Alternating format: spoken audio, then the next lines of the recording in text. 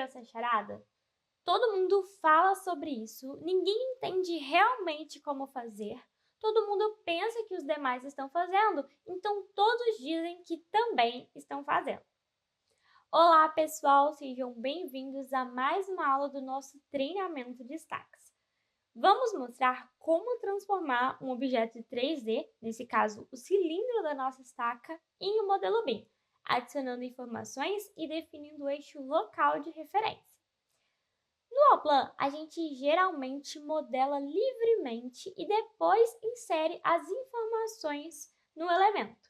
Esse processo é bem legal porque permite que a gente modele estruturas bem complexas de forma simples e sem precisar de nenhuma programação. Preparado para dar um passo além? Então, bora lá! A gente vai começar utilizando a ferramenta Precast Element, que apesar do nome, o objetivo não é criar um elemento pré-fabricado, e sim uma maneira de converter o sólido 3D em um objeto BIM. Essa ferramenta ela vai facilitar a gente a inserir atributos, organizar o modelo e a criar um eixo local, que vai ser útil para o controle da posição, orientação e identificação da peça dentro do projeto e por aí vai. Continuando exatamente de onde paramos na aula passada, mas agora em planta, nós vamos abrir a ferramenta Precast Element com o atalho PEE e selecionar o nosso cilindro. E agora a mágica acontece. No painel de propriedades, que no meu caso fica do lado direito da tela, a gente tem todas as informações que vão ser inseridas no nosso elemento. Eu vou mostrar cada detalhe para vocês. Vamos começar pela fábrica, que é o nosso conjunto de configurações. Nos treinamentos, nós sempre vamos utilizar o conjunto BIMWorks Brasil. A norma não é um parâmetro muito importante para você, mas podemos selecionar a NBR e já o tipo de elemento é muito importante para a gente. É ele que vai definir qual informação vai vir, por exemplo, no atributo de cota. Nós vamos selecionar o tipo elemento de fundação. O alinhamento ele vai ser responsável por definir os eixos locais dos elementos. E é a partir desses eixos locais que o software entende as dimensões da peça, como o comprimento e o diâmetro, e também direciona um textinho automático com o número da estaca. Então, o comprimento da nossa estaca vai ser definido por esse eixo vermelho, chamado Span Direction. Ele quase sempre, para quase todas as estruturas, deve estar com o valor 001. Grava isso, mais tarde eu te explico melhor. Além dele, o Viewing Direction vai definir a direção da etiqueta. Assim, a etiqueta sempre vai estar transversal ao Viewing Direction. Como a estaca é inclinada, a gente vai precisar modificar esse eixo para que ele pegue o comprimento inclinado da estaca. Mas antes de fazer isso, eu vou te mostrar outras configurações aqui da ferramenta Precast Element. Na função Label, a gente define a posição do texto da estaca e se ele vai ser mostrado ou não. A gente também tem as dimensões calculadas e, como eu disse antes, elas são definidas pelo eixo local. Mas se a gente marcar a opção manual, a gente pode inserir manualmente os valores delas. Aqui em Layer, a gente define a achura do detalhamento. Então, tem uma série de materiais e cada um vai dar uma achura e um layer para a estrutura. Outra configuração importante é o Attribute Set Object, onde a gente vai poder selecionar um conjunto de atributos. Os conjuntos de atributos, eles são divididos em super, meso, infra e por aí vai. No caso da estaca, ela vai fazer parte da infraestrutura. Além disso, a gente tem o Attribute Set Category, que é ainda mais específico. Então, dentro de infraestrutura, existem subgrupos como bloco de fundação, bloco de encontro e por aí vai. Para a estaca, a gente vai escolher o elemento de fundação. Agora, nós temos uma lista de atributos da estaca já preenchidos, dimensões, estado da construção, classe FC, tudo em questão de segundos. Note que a maioria já está preenchida automaticamente para qualquer estaca. Mas existem outros atributos que a gente pode entrar com mais informações, como o material e a classe de concreto, já que são atributos que vão depender das informações do projeto. E como cada projeto é de um jeito, é o engenheiro que vai definir isso. Vamos configurar o perfil da seção como circular e a classe de concreto C25 e o material CCO concreto.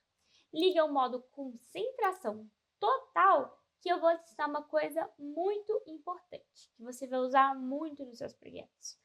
Lembra lá do começo que eu te disse que a gente precisaria definir um eixo local da nossa estaca? Pois é, o software ele já inseriu esse eixo para gente e ele está utilizando ele para poder calcular as dimensões da estaca. Porém, como a nossa estaca é inclinada, a gente vai precisar alterar esse eixo. Quando a gente passa o mouse em cima do eixo, aparecem opções de edição de eixo. Vamos da esquerda para a direita nessas ferramentas. A primeira é para a gente definir qual ponto de referência do eixo. Ela não tem importância nenhuma, se você quiser nem precisa fazer, é apenas visual. Mas eu gosto de, no caso da estaca, definir esse ponto dentro da base da estaca. Então, a gente clica nessa opção que vai aparecer uma seta verde. A gente precisa que ela aponte para o centro da base da estaca. Uma maneira de fazer isso é clicando em F6 e assim como já fizemos outras vezes nesse treinamento, a gente clica na borda da estaca. Beleza, o primeiro passo foi definido. Agora clique em ESC, a gente vai para a segunda ferramenta. Ela vai deixar a gente definir o eixo transversal da estrutura. Para isso, eu vou usar a face da base da estaca como minha referência. Nesse caso, eu tenho que definir um vetor, ou seja, eu tenho que escolher dois pontos. O primeiro eu vou escolher o centro da estaca, então eu uso o midpoint novamente, F6, e o segundo ponto na borda da estaca.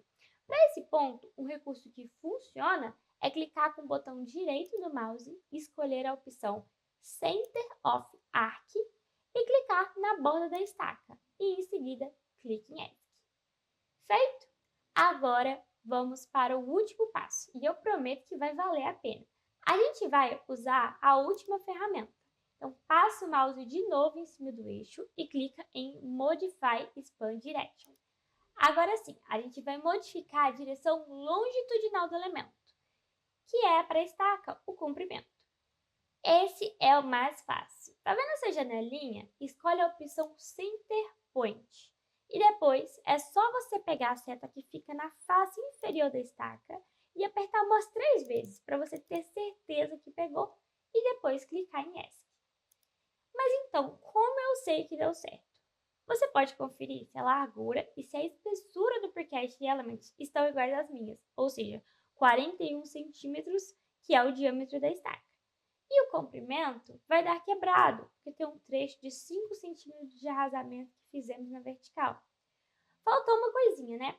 O nosso bloco de coramento ele tem 4 estacas, mas a gente só modelou uma. Mas tem um truque. A melhor opção nesse caso é utilizar a ferramenta Copy and Rotate.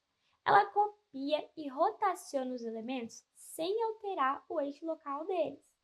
Então, além de você não precisar modelar tudo de novo, você não vai precisar definir o eixo local novamente. Ele já vai vir certinho. O atalho dela é ROC.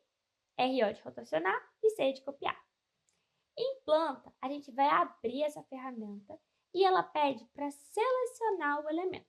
Eu vou selecionar a estaca. Depois ela pede o ponto base de rotação. Eu posso usar o centro do bloco, então eu clico em F6 e para um retângulo, a gente acha o midpoint clicando nos 2 pontos de uma diagonal. Vai aparecer uma janelinha com a opção de rotacionar e de não rotacionar. Então eu vou deixar o rotate ligado. O software também vai perguntar quantas vezes esse elemento vai ser rotacionado e copiado. Como são 4 estacas, eu vou escrever 4 e clico em Enter para confirmar o valor. Na próxima opção de mover ao longo do eixo Z, eu vou manter o valor 0 e apertar em Enter. Apareceu uma janela com a opção delta ângulo e ângulo, ou seja, você pode entrar com um ângulo entre cada estaca a ser copiada ou um ângulo total. Lembra que eu inseri 4 para o número de cópias. No caso do ângulo delta, o elemento original é contado. Como são 4 estacas, cada uma vai estar a 90 graus da outra. Esse é o nosso delta. Então, nós vamos entrar com o valor 90, apertar Enter e feito. E a charada no começo do vídeo? A resposta é BIM. Aprender um jogo e evoluir é o prêmio. Se esse vídeo te ajudou, então deixa o like e se inscreve aqui no nosso canal para poder acompanhar os próximos. Obrigada por assistir e até o próximo vídeo.